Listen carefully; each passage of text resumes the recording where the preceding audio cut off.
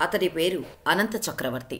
పేరుకు తగ్గట్టే తనకి తాను ఓ చక్రవర్తిగా ఫీలయ్యేవాడు. ఒడిశా రాష్ట్రంలోనే తనకంటే మొనగాడు లేడని విర్రవీగేవాడు. అడ్డంగా సంపాదించటం మొదలుపెట్టాడు. అడ్డొచ్చిన వాళ్లను నిర్దాక్షిణ్యంగా అణిచివేసేవాడు. ప్రజల ఇళ్లపై పడి దోచేసేవాడు. రోడ్డుపైన ఎవరైనా వెళ్తుంటే దారికాచి వాళ్లను కొల్లగొట్టేవాడు. చూస్తుండగానే బందిపోటుగా మారాడు. సంచుల కొద్దీ డబ్బు కూడగట్టాడు. ఆ డబ్బు తలకెక్కింది. ఊరిపైన పడి నచ్చిన అమ్మాయిలపై మృగంలా విరుచుకుపడేవాడు.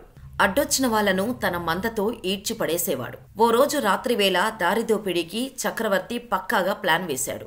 అటువైపుగా వచ్చిన ఓ బస్సుని ఆపాడు. కత్తులు బయటకు తీసి బస్సులో ఉన్న వారందరినీ హడలెత్తించాడు. మీ దగ్గర ఉన్న డబ్బు, బంగారం మొత్తం తీసి ఇవ్వాలని హుకుం జారీ చేశాడు. బెంబేలెత్తిపోయిన ప్రయాణికులు తమ దగ్గర ఉన్నదంతా తీసేస్తున్నారు. కాని ఒక వ్యక్తి మాత్రం మీరు చేస్తోంది తప్పు అని చెప్పబోయాడు. అంతే, నాకే ఎదురు చెప్పేంత మగాడివా అంటూ అతడిపై దాడి చేశాడు.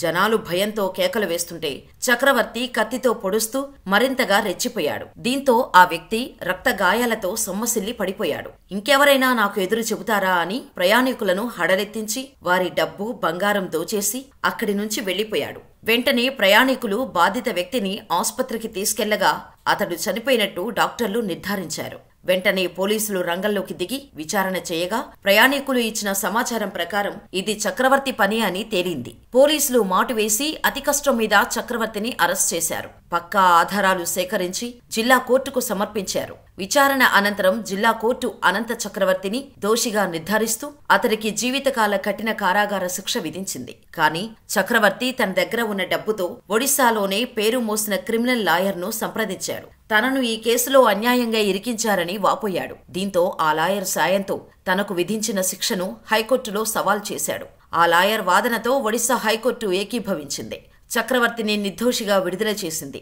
చక్రవర్తి ఆనందానికి అవధుల్లేవు. కానీ ఈసారి అన్నిటికంటే పైనున్న అత్యున్నతోన్నత కోర్టు కన్నెర్ర చేసింది. కచ్చేస్తే ఒడిశా రాష్ట్రం పూరీలోని న్యాయ కళాశాలలో జరుగుతున్న ఓ కార్యక్రమానికి సుప్రీంకోర్టు ప్రధాన న్యాయమూర్తి జస్టిస్ రంగనాథ్ మిశ్రాను ముఖ్య అతిథిగా ఆహ్వానించారు.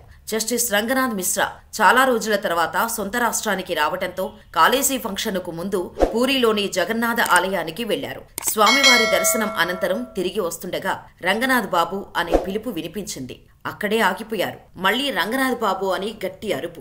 జస్టిస్ రంగనాథ్ మిశ్రా ఆశ్చర్యంతో సుప్రీంకోర్టు ప్రధాన న్యాయమూర్తిగా ఉన్న నన్ను పేరు పెట్టి పిలుస్తోంది ఎవరు, అది కూడా గుడిద్వారం దగ్గర అనే సందిగ్ధంతో వెనక్కి తిరిగి చూశారు. అంతే, ఒక బిచ్చగాడు ఒళ్లంతా కుష్ఠవ్యాధి సోకి వికారమైన ముఖంతో కుళ్లిపోయిన కాళ్లు, చేతుల్ని దాచుకొని కనిపించాడు.